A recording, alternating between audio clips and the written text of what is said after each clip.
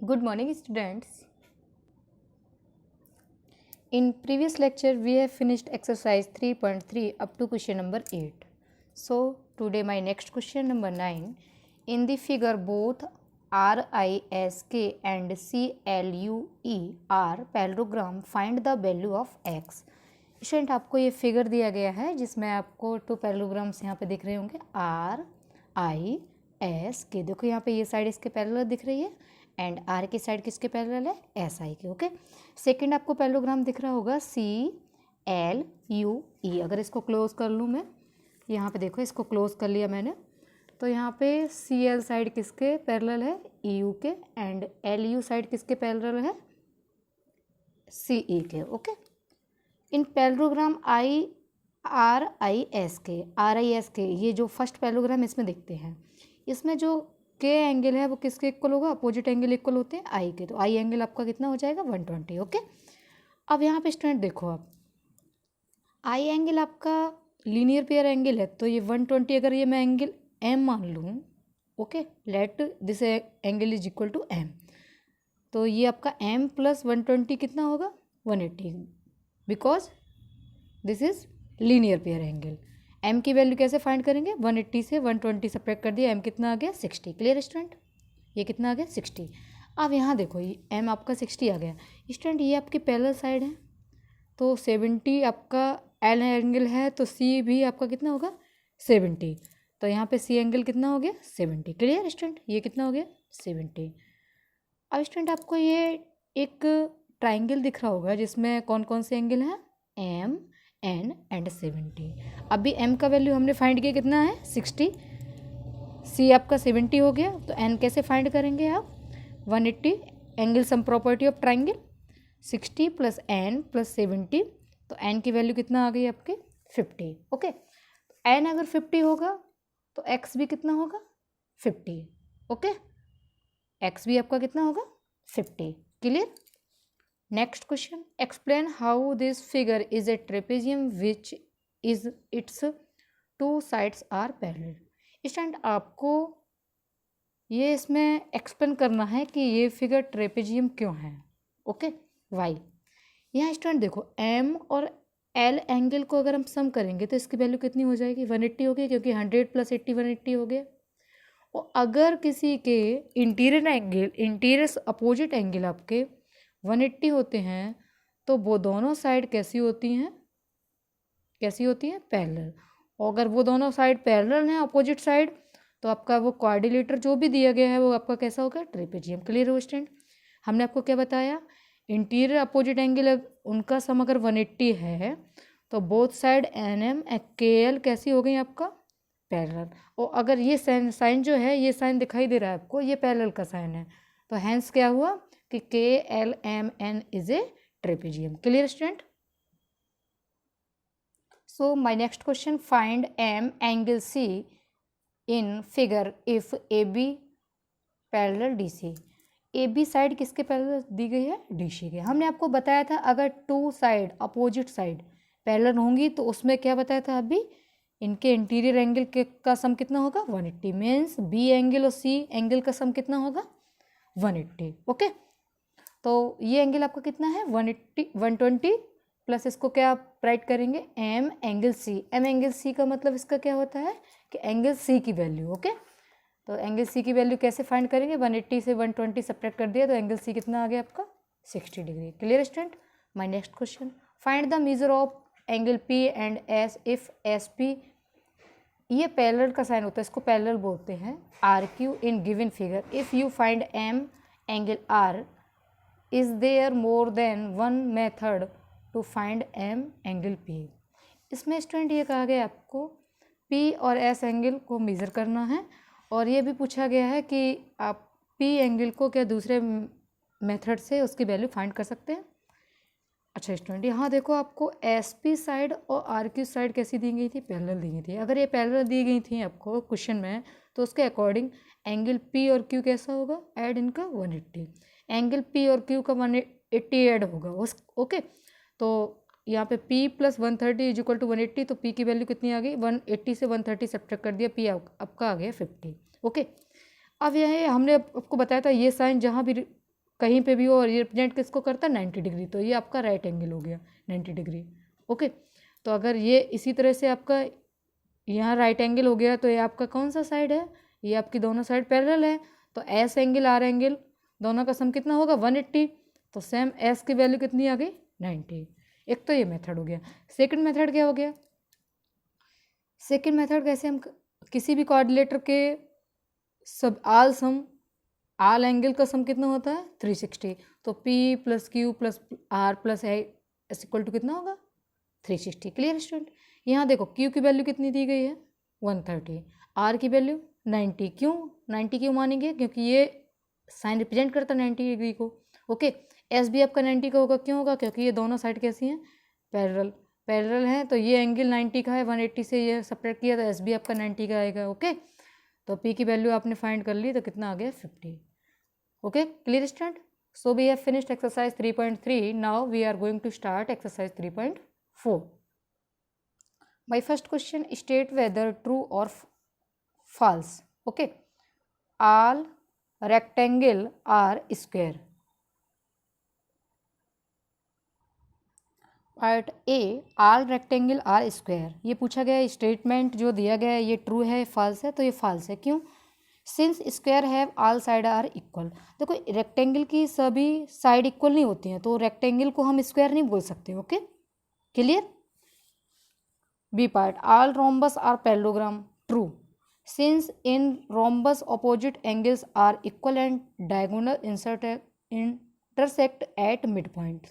Rhombus और parallelogram की सभी साइड अपोजिट इक्वल होती हैं, तो इसको ये भी कह सकते हैं कि अपोजिट साइड भी इक्वल होंगी इस कंडीशन में। ओके, और डायगोनल इंटरसेक्ट करते हैं मिड पॉइंट पे, और पैरेललोग्राम में भी मिड पॉइंट पे डायगोनल इंटरसेक्ट करते हैं, तो इनकी प्रॉपर्टी पैरेललोग्राम की प्रॉपर्टी में सेम फॉलो होती है। Okay, C part, all squares are rhombus and all rectangles, सभी स्क्वायर रोम्बस हैं और रेक्टेंगल भी हैं, ट्रू। क्यों, देखो स्क्वायर की 4 साइड होती हैं, 4 साइड इक्वल होती हैं। ओके, तो रोम्बस में भी 4 साइड होती हैं, वो भी इक्वल होती हैं, मीन्स स्क्वायर और since square have the same property of rhombus but not a rectangle, लेकिन रेक्टेंगल की सभी प्रॉपर्टी नहीं होंगी। Okay, D, all squares are not parallelogram, false, all squares have the same property of parallelogram. Okay, इसका mean समझ में आया आपको, all squares are not parallelogram, false है ये। Clear, all kites are rhombus, false, since all kites do not have equal side. Okay, rhombus में equal side होती है, काइट्स की इक्वल साइड नहीं होती, इसलिए ये फॉल्स हो गया। All rhombus are kites, true, all rhombus have equal sides and diagonal bisect each other. ये डेफिनेशन इसके लिए लर्न करनी पड़ेगी, तभी आपको प्रॉपर्टी, हमने प्रीवियस लेक्चर में बताया था, प्रॉपर्टी आपको लर्न करनी पड़ेगी, इसके अकॉर्डिंग ये ट्रू फॉल्स आप समझ सकते हैं इनको। Okay, next part, all parallelogram are trapezium, true, since trapezium has only 2 parallel side. Okay, all squares are trapezium, true, since all squares have also 2 parallel lines। Clear student, my next question, identify all the quadrilaterals that have 4 sides of equal length। Student, जिस quadrilateral की 4 side equal length की होती हैं उसको क्या बोल सकते हैं हम, रोम्बस एंड स्क्वायर। तो इसका आंसर क्या हुआ, rhombus and square have sides of equal length. Clear student, 4 right angles, right angle कौन से क्वाड्रिलेटर के होते हैं 4 सभी, तो स्क्वायर एंड रेक्टेंगल है 4 right angles. Clear student, square or rectangle quadrilateral ऐसे होते हैं जिसमें सभी एंगल, जिसके ऑल एंगल राइट एंगल्स होते हैं। Okay, clear. My third question, explain how a square is.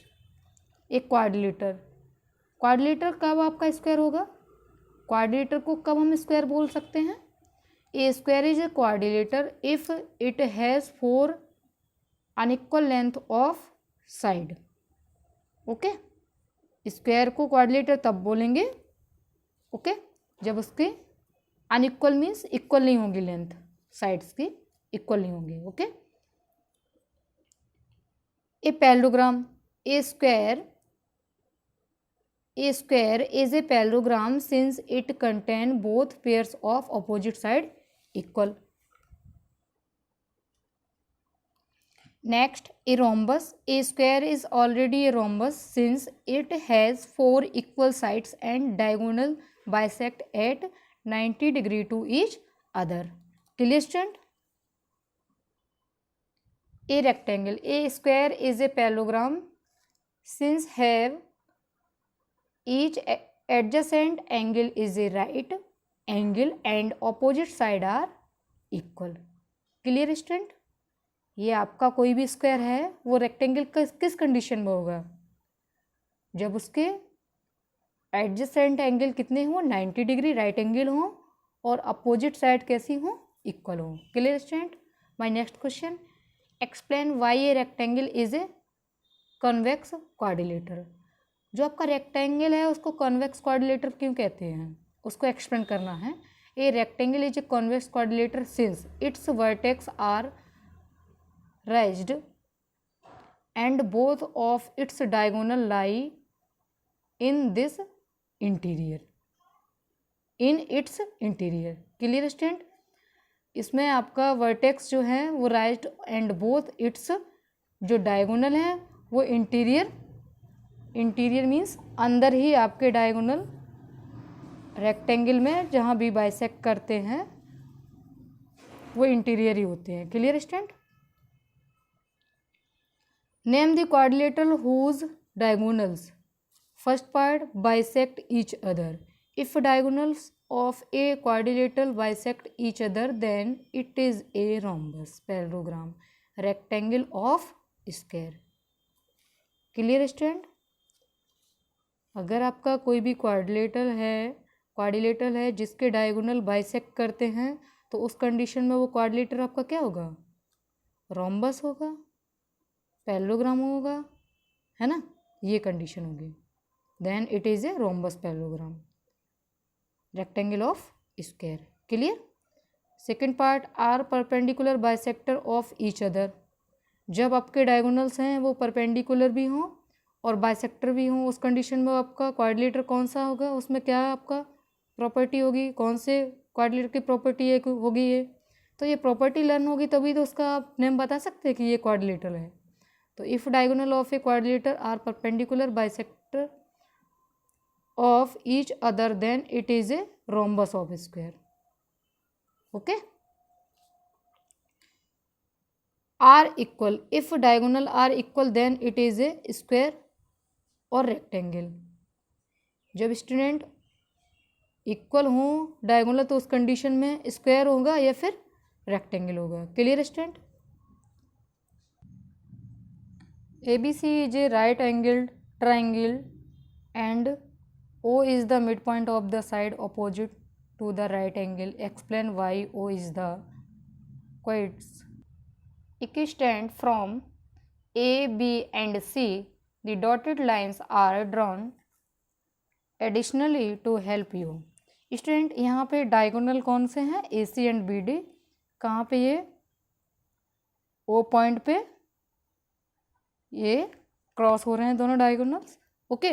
तो ये यहाँ पे आपको मालूम होगा कि ओ आपका जो पॉइंट है वो डायगोनल को इंटरसेक्ट कर रहा है. ओके.